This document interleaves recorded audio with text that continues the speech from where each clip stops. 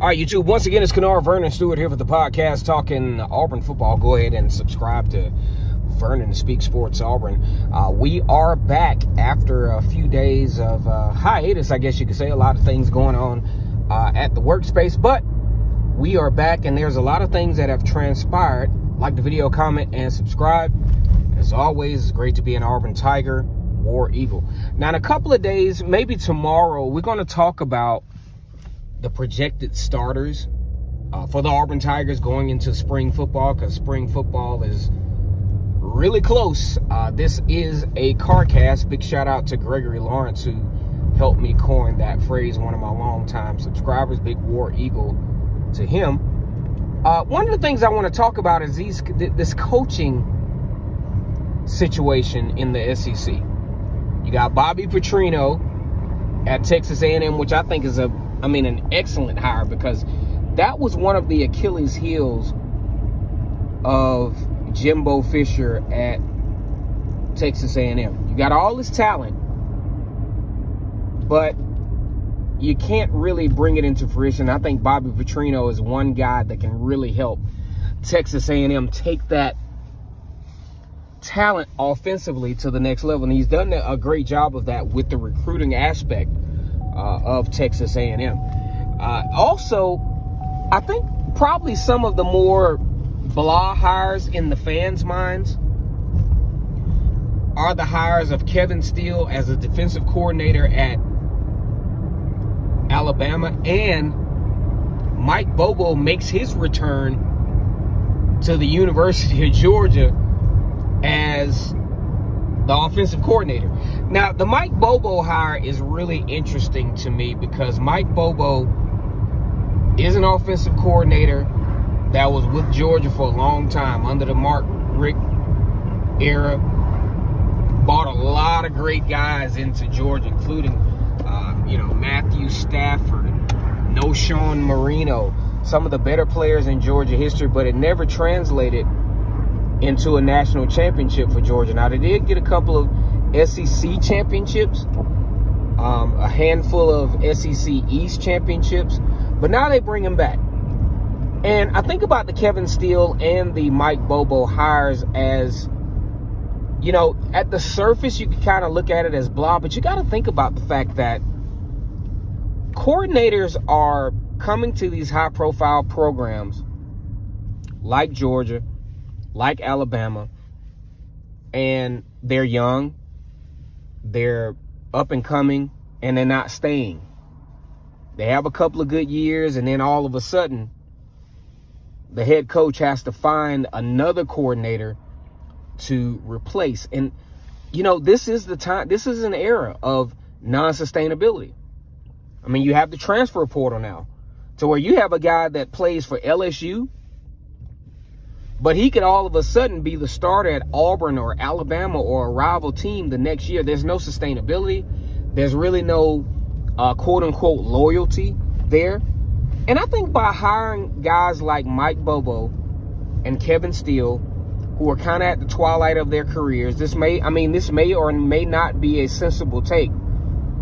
But you have some guys that are really not looking to jump around. You got Mike Bobo, who is pretty much a Georgia guy and has been there. He went to Auburn and coached there for a year, and people question the play calling. But I think at this point, Kirby Smart and Nick Saban, especially Nick Saban at the twilight of his career, he's tired of dancing through coordinators. Because Kevin Steele, let's just say he does have a very successful season, which I think he will. He has the talent to do so. He has the strategic ability to do so. He's a guy that's probably going to rock, that has the potential to ride out with Nick Saban until Nick Saban decides to retire. Now, I'm just looking at the age situation with Nick Saban. You're probably looking at, 5 years is really pushing it. And in that 5 years, I'm pretty sure, with the patience level, all those other things, you're not looking to dance through coordinators every year as you attempt to ride out, especially if you can find a guy that you find a guy that knows your philosophy, a guy that you can trust, and you can ride that out. Now, Mike Bobo at Georgia.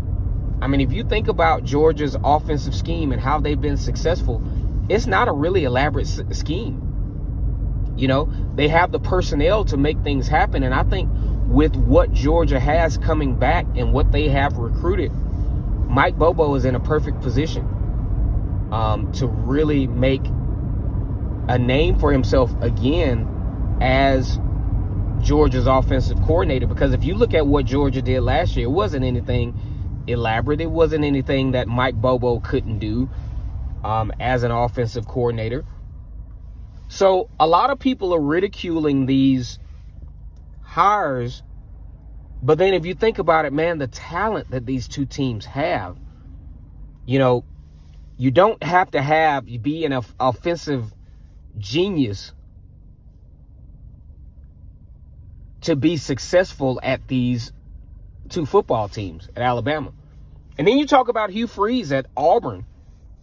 Hugh Freeze has done an excellent job with recruiting, pretty much taking Auburn from what was about to be a disastrous 2023 recruiting class. They were able to retain Jeremiah Cobb as the running back. Now, let's just kind of rewind this back. Jeremiah Cobb, running back out of Montgomery, Alabama, I think is a little underrated. Probably could have kind of tweaked the arrow to that high-end 4-star, maybe in another situation. You know, probably pushing the needle to a low-end 5-star recruit. This guy has a lot of talent. He has a lot of speed. He has the ability to potentially be in the rotation at running back for Auburn his freshman year. A lot of folks are like, okay, Hugh Freeze has the situations where he had some off the field discrepancies, but he's done a number as far as recruiting at Auburn. Probably one of the top hires head coaching wise in the SEC for the 2023, going into the 2023 season. All right, so spring football starts next week. We're going to talk about who are going to be the projected starters. You also have a situation where you got some Auburn guys that are going to be entering the NFL, that have entered the NFL draft. Derek Hall, Kobe Wooten. We're going to see where they land as prospective NFL players. Look, it's going to be a very interesting season. Another thing that people want to talk about is who are going to be the permanent